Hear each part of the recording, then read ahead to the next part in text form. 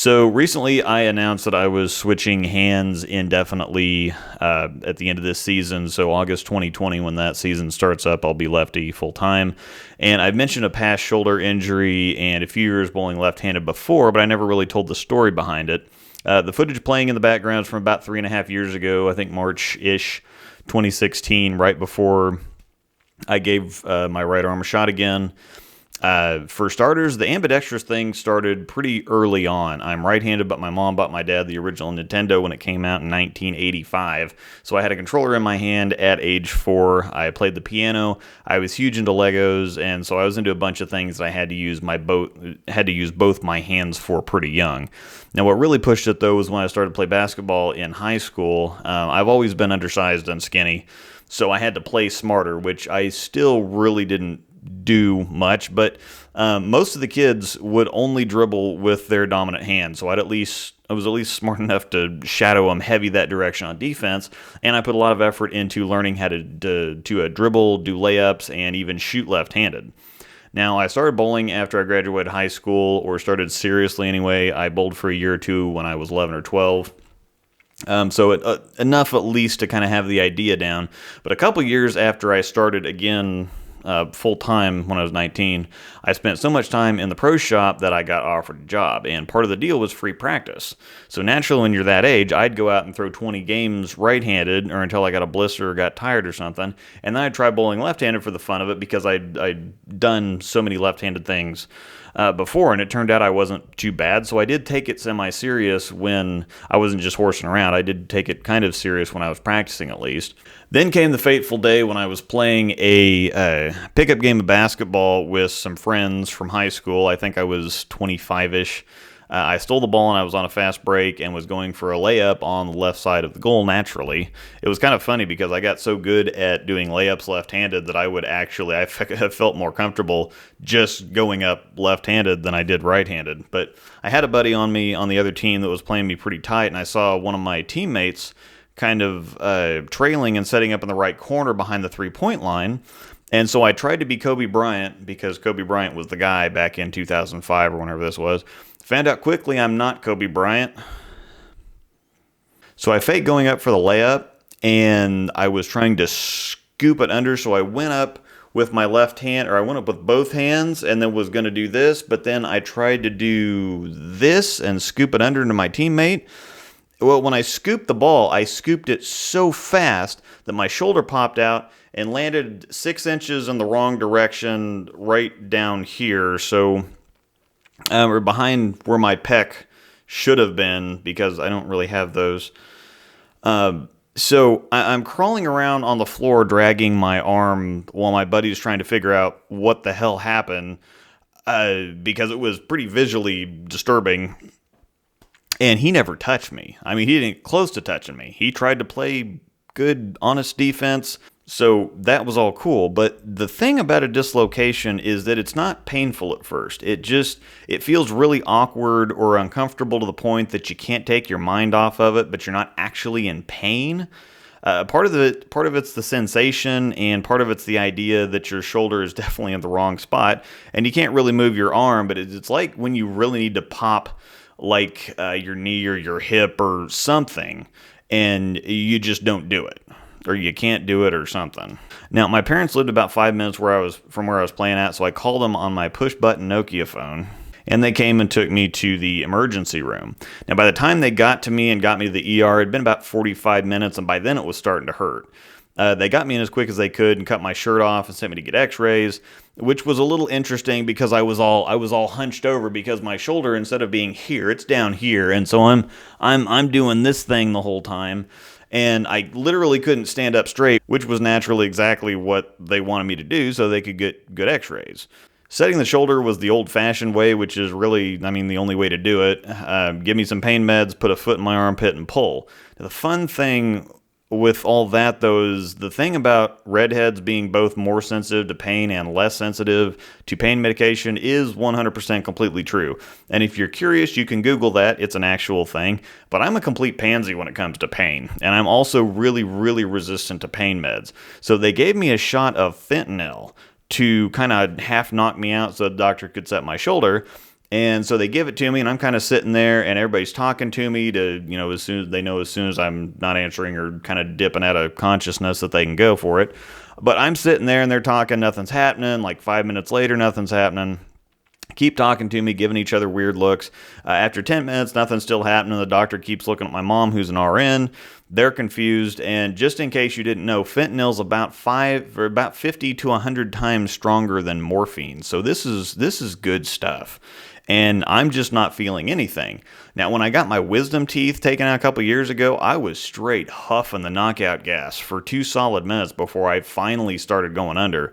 And when I woke up, I didn't have any funny videos of me being crazy like you see all over. I literally woke straight up and got in the car and we went home. Then one side didn't quite get numb enough during my vasectomy, but that's definitely nothing I'm interested in revisiting right now. So back to my shoulder, they had to give me a second shot of fentanyl before I finally relented.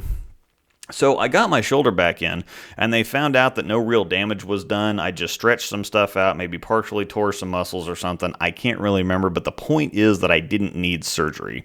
Just a month or 2 of physical therapy, some time off from general activities and stuff, and I was going to be fine. It wasn't terribly rough. Sleeping was kind of tough because I can't stand sleeping on my back, but I had to, and the therapists were good looking. But I lost every ounce of strength that I had, which wasn't saying much because I didn't have a whole lot to begin with. But when raising your arm takes effort and doing what seems like what seems at first like little stupid things they wanted me to do at therapy literally made me sweat for a couple weeks. I was pretty defeated. I had to miss the pickup games, and this was in either December or January, so right in the middle of bowling season. And at this point, league is obviously the highlight of my week. Not married, no girlfriends for reasons way too obvious to mention, especially to my wife. So I've got basketball on Wednesday nights or something, a couple nights of bowling a week, and a couple jobs. That's all I did. Now, they had this one exercise where they gave me this long plastic bow thing. I think it was about 4 foot long. It had a handle in the middle.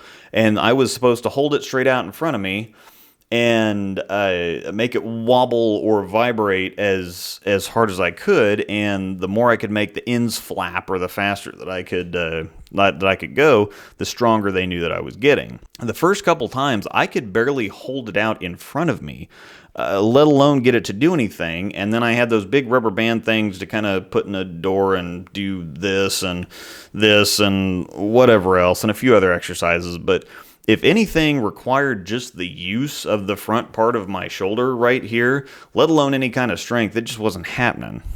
They told me to get through rehab, and when the therapist decided that I was done, then I could go back to my regular activities. So naturally, I ignored all that nonsense and was back at work within a week. I was bowling in 2 and playing basketball in 3. I wanted to make sure that I was ready to get back to league as soon as possible, so I wanted to start rehabbing there too. Naturally, it was a mess. I mean, I've never muscled the ball at all, but no matter how free of a swing you have, you notice pretty quickly how much strength you still do need to have in order to get everything to work properly. I mean, as soon as the ball started going up once it passed my leg in the backswing, everything gave out and I could barely hang on, but I kept working at it. Therapy was going well. I got stronger and eventually got most of my strength back, but naturally I didn't stick with my home rehab, of course, so I think I got back to maybe 80%. It's still uncomfortable to throw a baseball. I can't really do that, but I can shoot a basketball, and as it turns out, I can chicken wing the hell out of a bowling ball. Now, I got back to league, and one of my buddies, as soon as we got done with practice, he's like, well, what the hell are you doing? I said, well, I'm throwing the ball, and he said, no, you're not. And somebody took a video with an actual video camera, of course, that had a cassette in it and everything, because there was no such thing as a camera phone back then. Flip phones were just getting popular, and texts still cost 10 cents a piece. So for all you kiddos on your unlimited plan, just think about that. And lo and behold, I began twisting my hand in my backswing without even noticing it. Now, as soon as I get on the upswing part of my backswing, I'd turn my hand and basically be using the backside of my shoulder to pull the ball up and then I'd, flip it back down at release. And by then by the time I got back to league, I had a solid month of bad habits developed. I'd go work with it, and I wouldn't exactly have pain trying to straighten my shoulder back out. I just didn't have the strength to take it straight back. Now, being that my scores didn't really suffer and I wasn't in any kind of pain, I just went with it and actually managed to get better at it. Then I got married a couple years later. Angel had a 12-year-old and a 5-year-old at that point. I started working a lot of hours. Bowling got pushed to the back burner, so no practice, very little actual bowling, and things started to decline again to the point where I actually did switch hands, more for the fun of it, but mostly because of my shoulder. I bowled lefty for a year, I switched back, but then I bowled lefty another couple years and was going to stick with it, but after missing nationals the previous year, I was going to give it a shot lefty. I spent a few months practicing a lot and realized I was a complete wall baby. I mean, zero actual way I could even put up anything respectable, even really decent. So I switched back. I can at least fake it really well right-handed. So I stuck with it, and I refined it to the point where even though it wasn't ideal, I was making do pretty well. However, over the last year or two, I realized that the wall's there. I've hit the wall, I've hit the ceiling, whatever you want to call it. There's several things my mechanics just won't allow me to do effectively. I wanted to start bowling regionals, maybe hit the U.S. Open or the Masters or something, but I found out really quickly there's several things too many I can't physically do or that I don't have the function to do, and it really limits me. I can fake it on a house shot, I can make it work, but that's about it. I still lack some coordination and need a lot of practice lefty, but my ceiling is immeasurably higher because I can do literally whatever I want to do left-handed. I can play the rail, I can hook the whole lane, and despite spending all last summer putting in hours of work trying to fix my game right-handed, I put in a lot of serious work over the summer last year. I just have too many bad habits ingrained and a lack of functionality or ability to get it all done. Now, if I never develop into a real contender on anything tough, that's no different from what I am now. So, while I'm definitely going to miss the adventure on the right side, I already know how much I like the consistency on the left. It's still much more of an educated guessing game on the right side, much more mathematic on the left. I still have a lot to learn because the sides of the lane are quite a bit more different than you might think, but I've dealt with this and fought with it for a long time, and switching hands is the only chance I have it being legitimately good.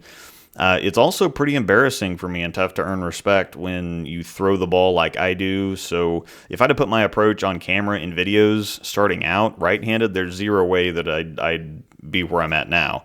And yeah, there's plenty of guys out there who throw it weird like Buttriff, but he's an effective weird. And it's hard to talk heck about somebody when they're taking all of your money as consistently as he takes people's money. And if all else fails, at the end of the day, if I spend a couple years lefty and it's just not panning out like I thought it would, I'm still going to be just a little bit over 40, and I know what I got right-handed. So if I'm just going to be a house hack for the rest of my life, so be it. Righty, I can kind of hang with the big dogs on a house shot, but I just can't mechanically keep up on anything tough. And knowing what to do and not physically being able to do it is really just short of infuriating for me. On the right side, I have to compensate so much that I don't look like I have a clue most of the time, and there's times when it's just not good enough, where I'm flat not capable of doing what I need to do, and my best isn't acceptable. I just want to get back to feeling good execution and good mechanics for a change, and if I miss what I'm aiming at, that's just the story, but I don't want it to be because I'm fighting a lack of function or bad mechanics anymore. A well-executed shot left-handed feels a million times better than the best shot that I can throw right-handed right now, and again, if I at least feel like I have the capability to improve, that's going to keep me motivated and interested, but I've hit a hard ceiling right-handed, and it's just too frustrating because I have the head to be a lot better than I am. The one thing that I can appreciate is that all the mechanical difficulties have really taught me how to read a lane well, read ball reaction well, because if I wasn't doing that stuff right, then I wouldn't be anywhere close to where I'm at right now. So in hindsight, it's not the most terrible thing because I've learned a lot. But anyway, that's enough ego for one video, so that's what I got. Don't worry, I'll still have plenty of right-handed content and a series on my transition that should be fun and could be educational, so stay tuned, and thanks for watching.